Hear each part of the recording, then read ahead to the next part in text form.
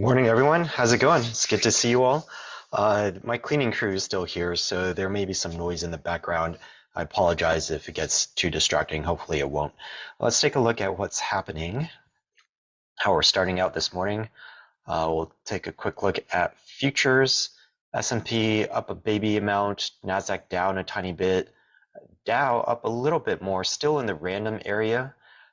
So all of this is just random, no clear direction, but right here, this spread between the NASDAQ and the Dow, that's a little bit disconcerting. So it looks like Dow is probably up around 25 or 30 basis points, and then NASDAQ is, obviously a little bit down, or probably like 0%.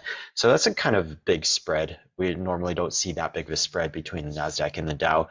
So that tells me that the risk appetite might be waning as we go into the weekend, and that might limit how high we might go in this session. So yesterday I was saying that I wouldn't be surprised if we hit the MA 50 in the S&P 500 today, at least touch it, not necessarily close at it or above it, but we might at least touch it. And now with the futures opening the way that they are, that's maybe a little bit less likely. So maybe a bit of a chop sideways. I don't expect huge direction one way or another without any significant news event, although we could have something on our economic calendar. Right. So yeah, consumer sentiment at 7 a.m. Pacific, 10 a.m. Eastern, so about half an hour after the open, we'll be getting consumer sentiment, and that could move the needle a little bit. This is a green report, meaning that it has mild effect on market action, but consumer sentiment is actually pretty important. It's a pretty good indicator of the economy. So I would put that closer to a red this particular time around. So personally, I would be careful the first half hour of the markets. So if I was looking at any day trades, we would wait for half an hour before and then see how much volatility that consumer sentiment report introduces into the market before we decided to go into any day trading positions. And that can be true for anything that you've already prepared to enter as a swing trade as well. If you were looking last night and thought, hey, I might do this trade when the market opens, or I might do that trade when the market opens, I personally would wait for that consumer sentiment report before actually pulling the trigger. Let's take a look at VIX, see how VIX is doing.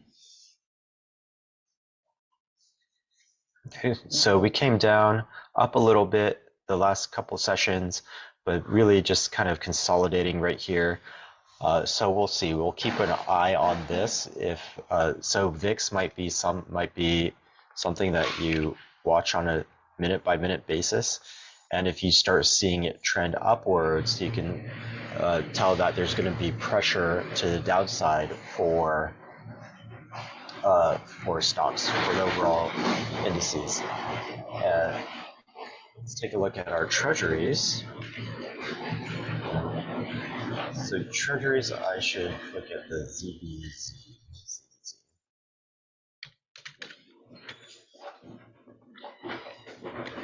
Okay, you can see that treasuries are catching a bid today.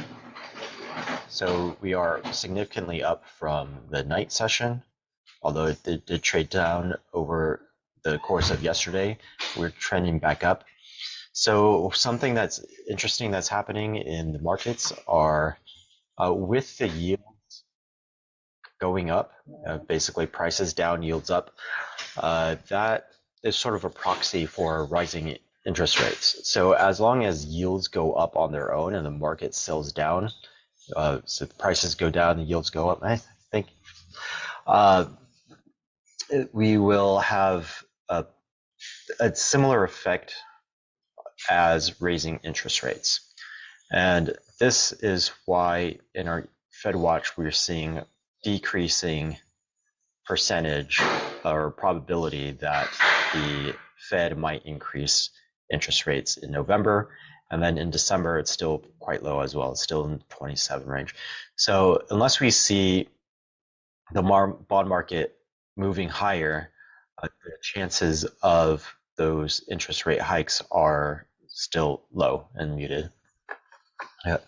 But we do want to pay attention to this, because if this keeps moving down, that's going to put pressure the um, on the overall indices, overall markets. But so far this morning, it looks like we are kind of on the upswing. So that's positive news. So everything, I would say this is a little bit of positive, a little bit of negative. Everything's kind of mixed. And that probably means that, at least initially, in today's trading session, we're most likely consolidating. We're going sideways. We could get directional. We've been very directional all week on an intraday basis. So even, for example, yesterday, we closed just a little bit higher than the open, but there is a very clear trending action inside the day. So down, then up, then down, then up. So it's not like, so the down, then up. It's not like last week, for example. This is, no, that's not right. Not seeing a good example. Last week was pretty directional as well, with an intraday. So this day might have ended not that far down, but within the day, there's been a huge amount of movement. So I want to see, after that sentiment report, whether we start getting really directional in the markets again. And then that doesn't mean that we'll end up higher or lower. It just means that within the day, there's a lot of volatility and day trading opportunities. Okay? So stocks to look out for, Netflix. Netflix was, I believe, downgraded. So it got a lot of attention. Okay, so I'm just picking the low point at the pre-market session, the high point, which is where we are at the moment, and then this area of consolidation right here. Let's see, Dollar General. Let's take a look at Dollar General. I believe there was some analyst action on Dollar General as well. Obviously positive news. So we'll see if interest comes in.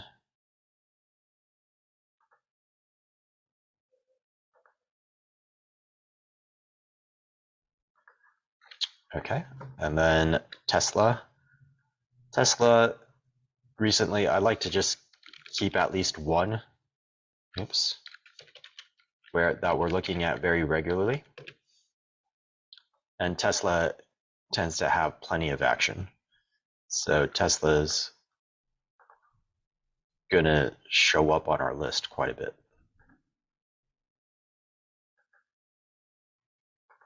Okay, I have a bunch of them for Tesla because it was super active in the pre-market. So at the bottom, two areas of consolidation, and then at the high where we are currently. And then let's choose, I've got a staple, I've got a communications, I've got, it's arguable what Tesla falls under. We'll just call that volatile. And let's do a tech. Let's do AMAT. No, not enough pre-market action. Let's take a look at Intel. Also very spotty about JD. Okay, better. Okay, so we'll mark that low, mark that high, mark the consolidation. Okay, so those are what I'll be paying attention to. The biggest thing this morning is that sentiment report, waiting for it. So after 7 o'clock, so after first half hour, I'm going to remark lines. I'll probably keep these lines. I'll still keep that in mind, but the more important lines are going to be the ones that we draw half an hour into the market. All right. Anything else to look at? Let's see. No, I mean, we're going into the weekend, so you'll most likely you'll see the market fade into the afternoon. Obviously, there's going to be a lot of activity because professional money managers are positioning themselves for the weekend, but you kind of see this afternoon fade. So they're kind of new 11 to noon time, so AR 8 to 9 a.m. You'll probably see a lull in the market and then a pickup in activity towards the end of the day. But overall volume on the day is probably going to be lower just because we're flowing into the weekend. So just look out for that. Look to the VIX for signs of weakness or strength in the market. Be aware that because we have that separation between the Dow and the Nasdaq, that the risk appetite could be waning. And then just pay attention to levels after the first half hour for today. All right, guys, let me know if you have any questions, and I'll collect them and answer them in the afternoon session. Have a great day.